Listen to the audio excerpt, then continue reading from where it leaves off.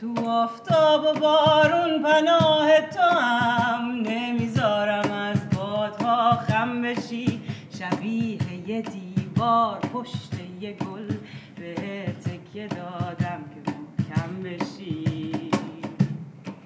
به جاش کوچه ها رو قدم میزنم که از قصه هات یه کمی دور شی، تو رو بودن من قوی تر کنه، به تکیه دادم که مغرور شی.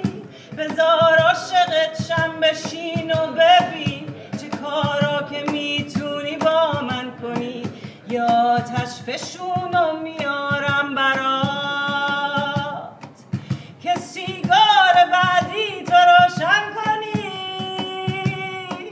که سیگار بعدی تو روشن کنی.